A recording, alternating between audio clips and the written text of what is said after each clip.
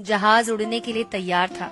उसे किसी कॉन्फ्रेंस में पहुंचना था, खास उसी के लिए आयोजित की जा रही थी वो कॉन्फ्रेंस। वो अपनी सीट पर बैठा और जहाज उड़ गया।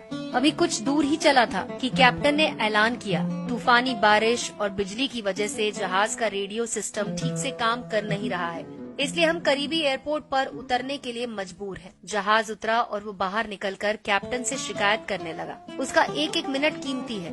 होने वाली कॉन्फ्रेंस में उसका पहुंचना बहुत जरूरी है। पास खड़े दूसरे मुसाफिर ने उसे पहचान लिया और बोला, डॉक्टर ज़ीशान साहब, आप यहाँ पहुँचना चाहते हैं? टैक्सी द्वारा यहाँ से 3 घंटे में पहुँच सकते हैं। उसने शुक्रिया अदा किया और टैक्सी लेकर निकल पड़ा। लेकिन ये क्या, आंधी, तूफान, बिजली, बारिश ने उसका चलना मुश्किल कर दिया। फिर भी वो चलता रहा। अचानक ड्राइवर को एहसास हुआ कि वो रास्ता भटक चुका है। नाउमीदी के उतार चढ़ाव के बीच उसे एक छोटा सा घर दिखाई दिया। इस तूफान में वही गनीमत समझिए कि गाड़ी से नीचे उतरा और दरवाजा खटखटाया। अंदर से आवाज आई, जो कोई भी है अंदर आ जाए। दरवाजा खुला है। अंदर एक बुढ़िया नमाज पढ़ रही थी। उसने कहा, माँ जी, अगर इजाजत हो तो आपका फोन इस्तेमाल कर लूं। बुढ़िया मुस्कुराई और बोली, बेटा कौन सा फोन? यहाँ ना बिजली है ना फोन, लेकिन तुम बैठो, सामने चाय रखी है, प्याली में डालकर पी लो, थकान दूर हो जाएगी और खाने के लिए कुछ मिल जाएगा, खा लो, ताकि आगे का सफर कुछ आराम से कटे। डॉक्टर ने शुक्रिया अदा किया और चाय पीने लगा।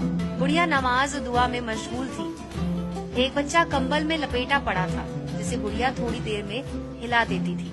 बुढ़िया जब फारिग हुई तो उसने कहा, माँ जी, आपके इखलाक और एहसान ने मुझ पर जादू कर दिया। आप मेरे लिए भी दुआ कीजिए। मुझे उम्मीद है कि आपकी दुआएं जरूर कबूल होंगी।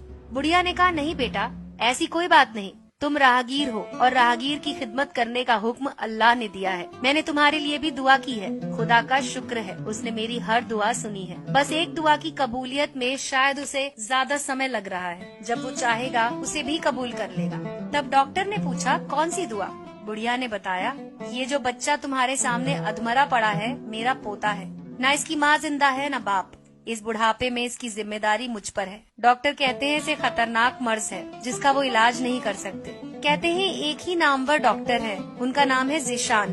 वो इसका ऑपरेशन कर सकते हैं, लेकिन मैं बुढ़िया कहाँ उस तक पहुँच सकती हूँ। जाऊँ भी तो पता नहीं वो देखने पर राजी हो या नहीं। अल्लाह से दुआ है कि मेरी मुश्किल आसान कर दे। डॉक्टर की आंखों से आंसुओं का सैलाब बहने लगा। वो भर्राई हुई आवाज में बोला, खुदा की कसम, आपकी दुआ ने हवाई जहाज को नीचे उतार दिया, आसमान पर बिजलियां कौंधवा दी, मुझे रास्ता भुलवा दिया ताकि मैं यहाँ तक आ जाऊँ। खुदा की कसम, मुझे यकीन ही नहीं हो रहा कि खुदा एक दुआ कबूल करके अपने बंदे के लिए इस तरह आसानी मुहैया करा सकता है। वो मुसब्बुल असबाब है। अल्लाह के बंदों, उसे लौ लगाकर तो देखो। जहाँ जाकर इंसान बेबस हो जाता है, वहाँ से उसकी खुदाई शुरू होती है।